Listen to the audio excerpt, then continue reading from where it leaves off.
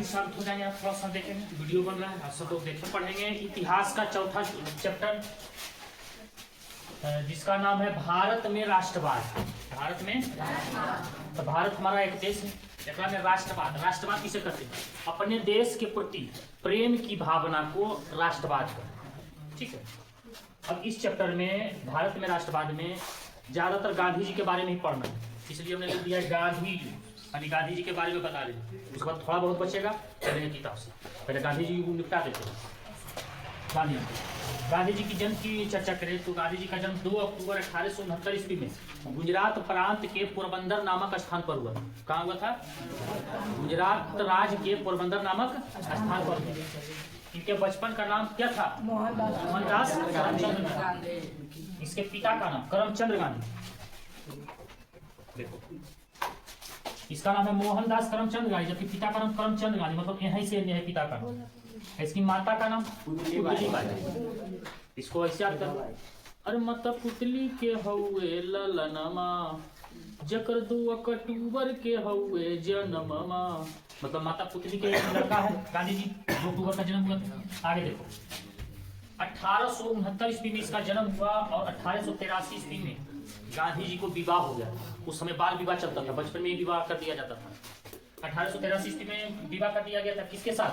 कस्तूरबा गांधी। उस समय 13-14 वर्ष के देता है, 13 वर्ष के देता है, 13-14 वर्ष के आसपास। और कुछ दिनों के बाद, यानी 5 वर्षों के बाद उन्होंने चला गया था लंदन पढ़ने के लिए। कहाँ गया था? लंदन पढ़ने के लिए। उसी के पढ़ाई पढ़ने के लिए वकालत, जिसको LLB कहते हैं। ये 2 कंडीशन में होता है, एक 3 वर्ष के लिए होता है LLB और एक 5 वर्ष के लिए होता है। 3 वर्ष के लिए होता है जो BA करके जाता है, ग्रेजुएशन करके जाता है, जो इंटर करके जाता है। 1891 ईस्वी में उन्होंने आया था लंदन से पढ़ाई करके, अब बन के कुछ ही वकील, हम वकील बन के आए, भारत आया। फिर शादी विवाह हुआ, शादी खोले था, गौना उना होता था पहले के बाद, गौना हुआ। इसको 4 पुत्र हुए। कितने पुत्र हुए? 4 पुत्र। एगो के नाम हरिलाल, मनीलाल, रामदास, देवदास। लाल से 2 गो, दास से 2 गो। देखो, हरिलाल, लाल 2 गो यहाँ, एगो यहाँ लाल, तो हरिलाल, मनीलाल, दास से 2, रामदास, याद हो गया? हरिलाल, मनीलाल, रामदास, देवदास। और एक बार इन्होंने 5वां पुत्र को लड़का को मानता था, अपने गांव घर के था एगो लड़का, उसका नाम था यमुना लाल बाजार। 5वां पुत्र मानता था कि हमारा 5वां पुत्र यमुना लाल बाजार। आगे देखो, उन्होंने 1893 ईस्वी में दक्षिण अफ्रीका चला गया। कहा गया? काहे लिए? किसी को केस लड़ने के लिए। वो है कि गुजराती का एक व्यापारी था, उसका नाम था दादा अब्दुल्ला। उन्हीं के केस लड़ने के लिए चल गया था दक्षिण अफ्रीका। कब? 1893 ईस्वी। उन्होंने 1901 ईस्वी में भारत आया, और जब वहाँ दक्षिण अफ्रीका में था तो बहुत सारे भारतीय लोग जो वहाँ बस रहे थे उनको संबोधित किया, बहुत सारे समझाया बुझाया कि आप ऐसे करिए उसे करिए, इस सब के बारे में समझाया। फिर 1901 ईस्वी में भारत चलाया। 1904 ईस्वी में दक्षिण अफ्रीका फिर गया, और वही जो है उन्होंने फिनिक्स फॉर्म का स्थापना किया था, यानी गांधी जी की अपना जीवन का पहला सत्याग्रह जो शुरू किया था। कहाँ? दक्षिण अफ्रीका। फिनिक्स फॉर्म की स्थापना भी किया था। आगे उन्होंने जब वहां से आ रहा था, कहाँ से? दक्षिण अफ्रीका से, तो अब ने है ये कि एरोप्लेन है कि चलो जहाज से चल जाए। पहले पानी वाला जहाज हुआ करता, ठीक है ना? पानी के जहाज में बैठकर उन्होंने आते समय हिंद स्वराज नामक पुस्तक लिख दिया। उसी पुस्तक का नाम था हिंद स्वराज। हिंद स्वराज नामक पुस्तक उन्होंने लिख दिया। देखो, नाव पर बैठकर लिख दिया। हालांकि वहीं जब था गोपाल महात्मा गांधी, तो उसको एक व्यक्ति मिला था, उस व्यक्ति का नाम था गोपाल कृष्ण गोखले। तो गोपाल कृष्ण गोखले को समझाया कि देखो बाबू, तुम ऐसे करो, सब कुछ के बारे में जानकारी दिया। अब 2-3 को किताब भी बोला कि किताब के बारे में पढ़ना, ऐसे है, ऐसे है। गांधी जी कहा, प्रभु आप तो हमको एकदम बड़ा बढ़िया रास्ता दिखा दिए, हम तो भारत को आजाद कराना चाह रहे थे, आप तो बहुत बढ़िया चीज बता दिए हैं। तो गांधी जी कहा कि आप हमारा गुरु हैं, आप हमारा क्या गुरु, और राजनीतिक गुरु जखने मान लिया, कारण कि बचपन से पढ़ा लिखा, ठीक है, आगे राजनीतिक जब करने लगा तो राजनीतिक गुरु हो गया। तो महात्मा गांधी का राजनीतिक गुरु जो हुआ करता था कौन? गोपाल कृष्ण। उन्होंने 2 किताब दिया, एगो लियो टॉलस्टॉय क्या दिया था? लियो टॉलस्टॉय से गांधी जी को आंदोलन के बारे में प्रेरणा मिली, मतलब आंदोलन के बारे में पढ़ा कि आंदोलन जब हम करेंगे तो कैसे की होगा, हमारा कैसे आजादी होगा, इस सब के बारे में पढ़ा। एक बुक और दिया था उन्होंने, उसका नाम था रस्किन। रस्किन से गांधी जी भूख हड़ताल पढ़े थे। क्या पढ़े थे? भूख हड़ताल के बारे में पढ़े थे। उसके बाद वहां से आया, कुछ दिन बाहर में कितने दिन लोग रहेगा, आया 9 जनवरी 1915 ईस्वी में गांधी जी कहाँ आया? भारत में आया। जिस दिन, उस दिन हम लोग आज भी 9 जनवरी को भारतीय प्रवासी दिवस मनाते हैं। क्या मनाते हैं? भारतीय प्रवासी दिवस मनाते हैं। क्यों मनाते हैं? क्योंकि जो होनहार लोग विदेशों में है वो हमारे भारत में आए और भारत को में आकर उन्होंने आजादी दिला दी। इसलिए 9 जनवरी को कौन दिवस? भारतीय प्रवासी दिवस के रूप में मनाया जाता है। ठीक है, चलिए अब आगे की चर्चा करते हैं। गांधी जी जो है इंग्लैंड के बारे में कुछ बढ़िया किया। इंग्लैंड के बारे में जब साथ दिया, जो बढ़िया काम कर रहा था तो साथ दिया था, तो गांधी जी को कैसर ए हिंद की उपाधि दी। कौन सी उपाधि दिया? कैसर ए हिंद। अब आगे समझते हैं। सन 1915 ईस्वी में जब गांधी जी भारत आया तो साबरमती आश्रम का स्थापना किया। किसका स्थापना किया? साबरमती आश्रम। और जो जगह दिया था, उस जगह देने वाला व्यक्ति का नाम था अम्बालाल साराभाई। साबरमती आश्रम जो बनाया, उस जगह जो दिया था वो किसका जगह था? अम्बालाल साराभाई। अब आया बारी 1917 ईस्वी के, 1916 ईस्वी में। 1916 ईस्वी में जब कांग्रेस के अधिवेशन हो रहा था तो गांधी जी कांग्रेस के अधिवेशन में भाग लिया था। वह एक व्यक्ति था, उस व्यक्ति का नाम था राजकुमार शुक्ला। गांधी जी के देखा और समझा कि गांधी जी बड़ा बढ़िया आदमी है, जो बोलते हैं बड़ा विचार की चीज बोलते हैं, अच्छी चीजें बोलते हैं। तो गांधी जी बोला, गांधी जी आप हमारे बिहार आइए। कहाँ आइए? बिहार। वो चंपारण जिला में आइए। यहाँ किसानों पर बहुत ज्यादा अत्याचार हो रहा है, यहाँ आप जो आके कम कर सकते हैं। लेकिन गांधी जी का नहीं, अभी हम सत्याग्रह करबो। हमारे गुरु जी कर को पहले एकदम 1-2 साल एकदम चटर पटर नहीं करना है, जाने हम शांति से रहना है। तो गांधी जी कहा कि हम 1 साल नहीं आएंगे 1916 ईस्वी में, अगले साल आए। तो आ गया बारी 1917 ईस्वी।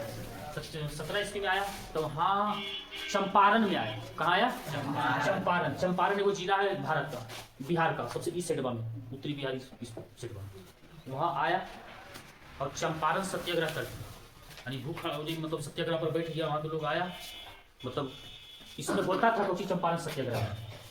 हर किसानों को जिसके पास 1 बीघा जमीन है, 1 बीघा मतलब 3 कट्ठा, उसमें से 1 बीघा मतलब 20 कट्ठा, सॉरी 20 कट्ठा, जिस किसान के पास 20 कट्ठा का जमीन होता था उसमें से 3 कट्ठा नील की खेती करनी पड़ती थी। नील जो हम लोग बोलते थे ना कपड़ा बने, पटवारी कर देगा, नील मार देगा,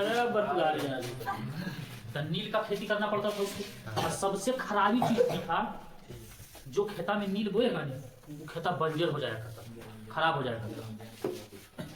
तो गांधी जी आया सन 1917 ईस्वी में, चंपारण सत्याग्रह किया। इसको नील की खेती करता था, इसको 3 कट्टिया पद्धति भी कहते हैं, या 3 कट्टिया प्रणाली भी कहते हैं। तो गांधी जी आए, इसको की कर दिया? समाप्त कर दिया। देखो क्वेश्चन मोस्ट इंपोर्टेंट यहाँ बनता है, की बनता है? क्वेश्चन पूछेगा चंपारण सत्याग्रह कब हुआ था? तो 1917। चंपारण 3 कट्टिया प्रणाली इसको भी कहा जाता है। अच्छा, 3 कट्टिया प्रणाली कब हुआ था? 1917। चंपारण सत्याग्रह किसने किया था? महात्मा गांधी। हालांकि 3 व्यक्ति आए थे चंपारण सत्याग्रह करने के लिए। एगो महात्मा गांधी आया था और एगो भारत के प्रथम राष्ट्रपति कौन थे? डॉक्टर राजेंद्र प्रसाद। राजेंद्र प्रसाद आया था, देख लेते हैं।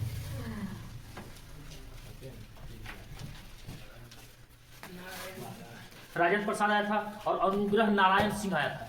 3 व्यक्ति आया था, तीनों करके कर दिया। अच्छा, 2 नंबरिया क्वेश्चन पूछता है कि चंपारण सत्याग्रह से आप क्या समझते हैं? तो देखो की करना है, लिखना ऐसे करते कि चंपारण सत्याग्रह सन 1917 ईस्वी में महात्मा गांधी ने किया था। इस आंदोलन को 3 कट्टिया प्रणाली भी कहा जाता है, जिसमें से हर किसान को 20 कट्ठा में 3 कट्ठा की नील की खेती करनी पड़ती थी। अतः महात्मा गांधी ने इसे आकर समाप्त कर दिया। यह किसानों के हित से संबंधित है। आगे देखो। अब आया बारी 1918। महात्मा गांधी ने खेड़ा सत्याग्रह किया, किसानों के लिए किया था। किसान उसमें की करता था, अंग्रेजवा किसान से टैक्स लेता था, मतलब कर लेता था। उसको गांधी जी आके की किया? समाप्त कर दिया। 1928 में एक और कांड कर दिया था, मिल मजदूर सत्याग्रह चालू कर दिया था, मिल मजदूर आंदोलन कर दिया। इसमें से महात्मा गांधी सफल हो गए। आया बारी 1919 ईस्वी। अंग्रेजों ने एक कानून लाया था, उस कानून का नाम है रौलट एक्ट। कानून का नाम क्या है? किया था 19 मार्च 1919 ईस्वी। इसके तहत यानी राउलेट एक्ट के तहत अंग्रेज जिस पर शक होता था उसको अंग्रेज जेल में बंद कर लेता था। यानी अंग्रेज क्या करना था? बिना अपील, बिना दलील, बिना वकील, कुछ सीधा सपट हो रहा है जेरी से ना तो अंग्रेज के खिलाफ नहीं तो बंद कर दो। तो महात्मा गांधी इसको बोला कि नहीं तो काला कानून, कुछ हो काला कानून वही सबके विरोध करो। पूरा भारत वर्ष के लोग इसको विरोध करने लगा, जगह जगह से विरोध होने लगा। तो जिसको पाएगा, जिसको मन होगा उसको अंदर कर देगा, जेल बंद कर देगा। तो उसी के चलते महात्मा गांधी भी जेल चले गए। और इसी के चलते लाला लाजपत राय को इतना ने मारा जब विरोध प्रदर्शन कर रहा था। तब किसका विरोध प्रदर्शन? राउलेट एक्ट का विरोध प्रदर्शन कर रहा था। तो लाला लाजपत राय को बड़ी मार मारा गया, इतना मार मारा कि 2-4 दिन के बाद डेथ कर गया, मर गया। अब इसी के विरोध में, राउलेट एक्ट के विरोध में जगह जगह लोग प्रदर्शन करने लगा। तब पंजाब में एक जगह, उस जगह का नाम है, वहाँ बाग बगीचा था, अमृतसर में बगीचा था। वहाँ चारों पट्टी घेरल था, वहाँ एक कुआं था, बहुत गड्ढा कुआं था, बहुत सारे पेड़ पौधे लगे हुए थे। वहाँ पर भारत के लोगों ने इसी के बारे में चर्चा कर रहा था कि कैसे अंग्रेजों को भगाया जाएगा, कैसे किया जाएगा। इस बात को पता चला जनरल डायर को, 2 व्यक्ति थे, एगो वो डायर, एगो आर डायर, एगो जनरल था, एगो पंजाब के वो गवर्नमेंट के वहाँ पे। तो किया, कहा कि इसको मारो पहले, जल्दी से मारो, जाओ नीचे गोलियां चलो। उन्होंने 2 गेट था, दोनों गेट को बंद कर लिया और चारों पट्टी पुलिस लगा दिया। अब पुलिस एकदम अंधाधुंध फायरिंग करने लगा, एकदम अंधाधुंध फायरिंग। 10 मिनट में लगभग 1600 राउंड गोलियां चलाई गई। कितनी गोलियां? 1600 राउंड गोलियां चलाई गई, जिसमें से वो आंकड़ा आया था कि 379 व्यक्ति का मृत्यु हुआ था। वो अक्कर आंकड़ा है, सरकारी आंकड़ा, जबकि ऐसे कई गुना ज्यादा मृत्यु हुआ। यही बात को सुनकर जब बात पता चला कि इतना इसे हो रहा है, गांधी जी को मिला था कैसर ए हिंद के दिया था, अंग्रेजवन दिया था, इंग्लैंड वाला लोगों दिया था। गांधी जी इससे दुखी होकर कैसर ए हिंद की उपाधि लौटाई। ठीक है, आज की क्लास में इतना ही रखेंगे, अगला क्लास आगे सुनेंगे।